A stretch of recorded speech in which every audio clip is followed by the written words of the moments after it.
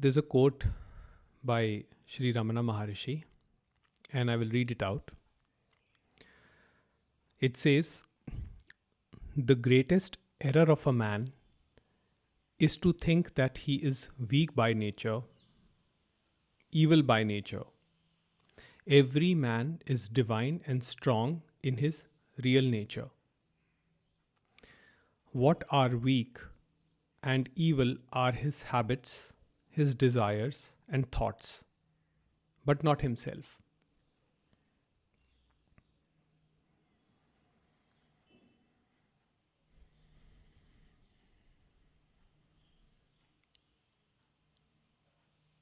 You see, the way you operate in your daily living, the small choices that you make at each and every step, determines the quality of life you lead. They help build a positive attitude towards life. So, if the choices are conscious, they bring positivity, and if the choices are unconscious, then they bring negativity. Now, this was very clear to me that to know the mind, one has to have some kind of awareness, some kind of longing for the truth. If that basic spark or basic longing is not there, then self realization or realization of the eternal truth is impossible.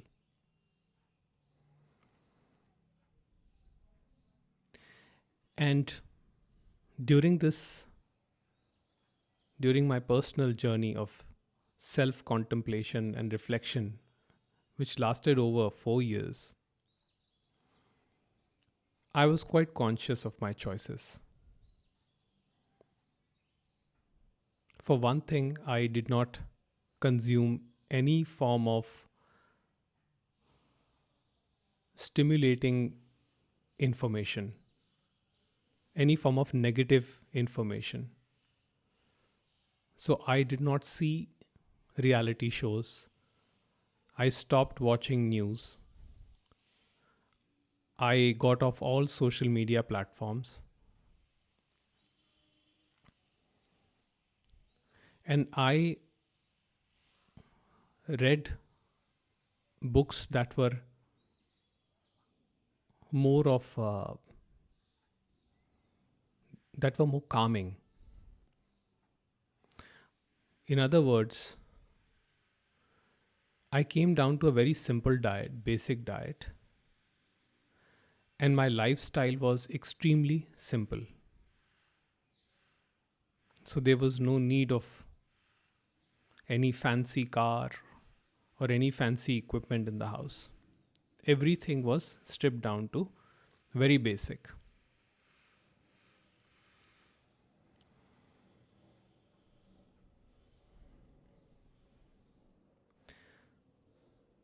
And slowly, what happened is that the mind started becoming quiet. Now, this was not a linear progress.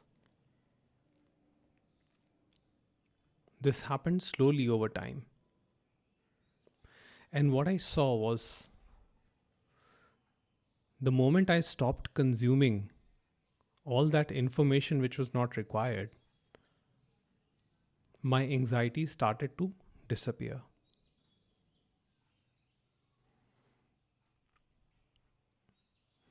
Having struggled with the history of anxiety, today I'm a very different person, because in those years of contemplation,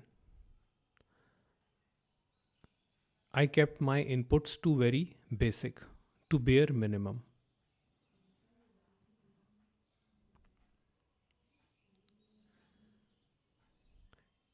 It kept the mind clear, and a clear mind is the pathway to the realization of truth.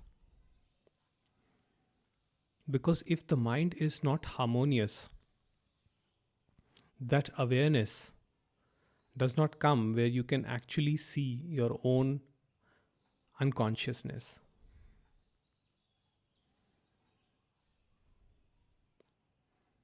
The ego is not evil, the ego is unconsciousness. And that is the biggest problem, because ego's own blindness causes suffering in daily living. Because consuming too much information, irrelevant information, redundant information all the time, it polarizes us, it divides us, it keeps the mind running 24/7.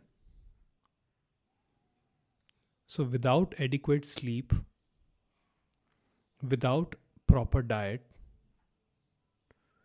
there is no possibility of the mind to become calm.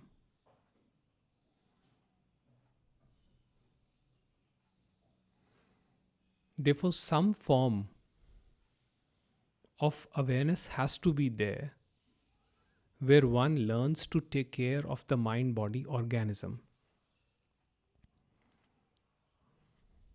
Because without this vehicle, the biological organism, it is not possible to do any contemplation or reflection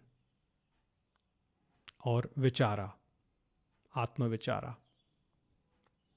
as Ramana Maharshi called it.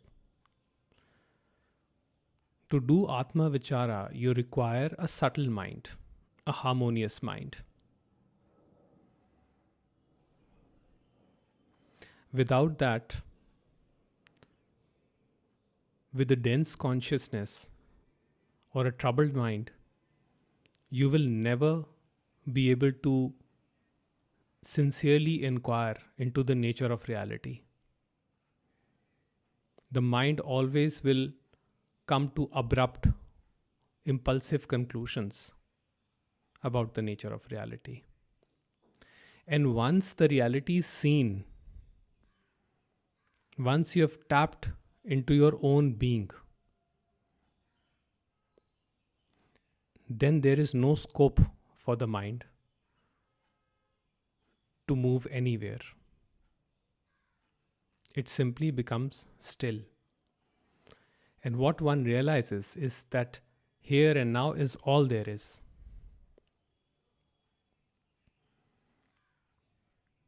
Your being is beyond time. It is beyond space. Your being is the home. It is the place of total comfort, total bliss. And I recognize that it is not possible to remain all the time in the being, because after all, we are all in duality. Everything is happening in duality. Even this reaction, even this communication is happening in duality.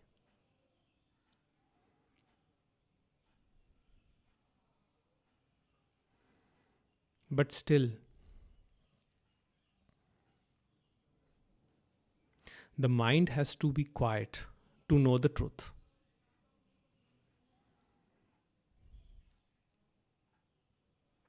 So look into your own behavior and the choices you make on day-to-day basis.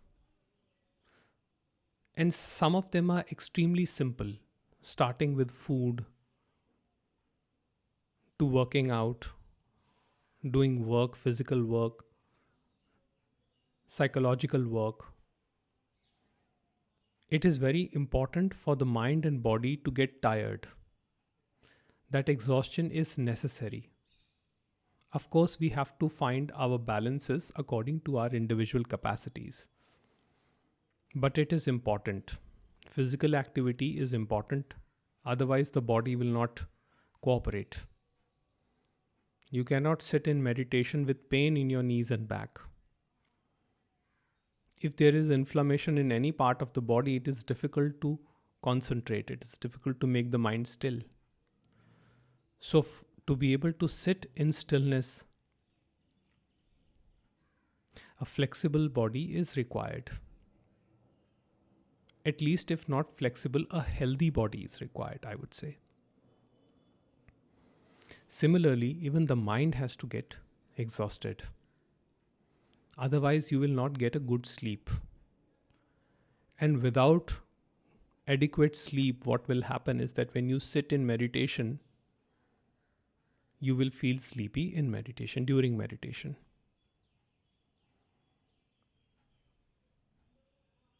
Because while in meditation, the activity of the mind slows down, and then the body demands rest. So it is easy to doze off to sleep during meditation.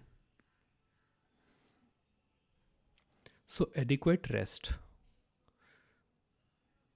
cultivating healthy habits is an essential component of spiritual inquiry.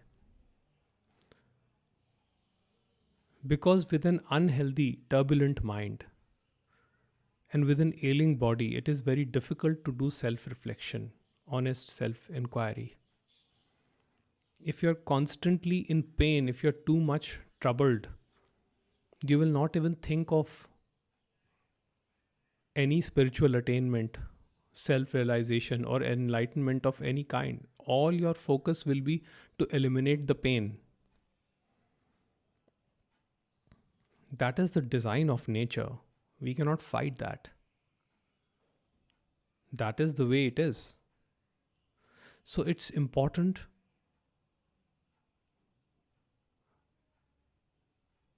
to cultivate this discipline, but it does not have to be a forced discipline. If the discipline is forced with an attachment to an outcome, then that becomes doership. And that usually backfires. The discipline is not to be forced. It has to come from an understanding. It has to come from a very natural place. So if you cannot sit in meditation for 20 minutes, then start with 2 minutes. That is enough. Depending on your individual capacity. 2 minutes, 4 minutes, 5 minutes is enough. If you cannot sit in complicated yoga posture, like with your legs crisscrossed, or don't bother. Just sit on a chair. Make sure you are relaxed.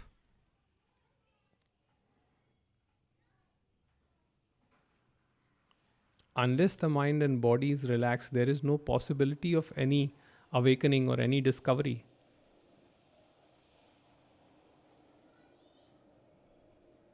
So it is important to cultivate healthy habits, but not through forced discipline, but through an understanding that this vehicle is also important.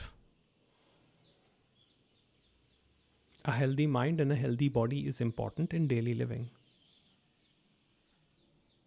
So do yoga, do meditation, or whatever helps you, whatever brings you, whatever calms you. Now, it is up to an individual of what their preference is. One activity cannot be prescribed to all. And only you have to discover, only you will know what suits you the best, what your temperament is.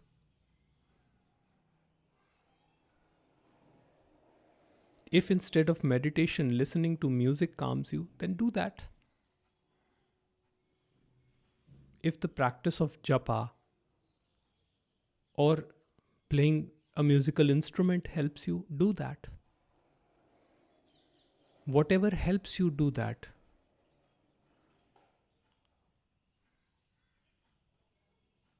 But when you're troubled, avoid the temptation of going over to phones or televisions to distract the mind. Watch social media, watch television also. I'm not saying give it away, you know. The whole idea is to find a balance. And what that balance is going to be, only you will decide for yourself. It is a decision that you have to take. Nobody else can decide what is right or wrong for you.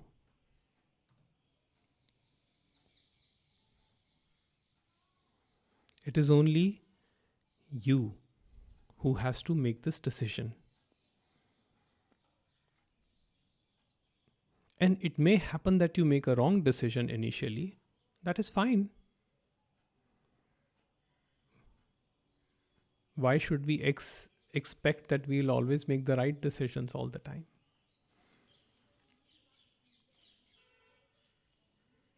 But begin with that thought and see where it leads you.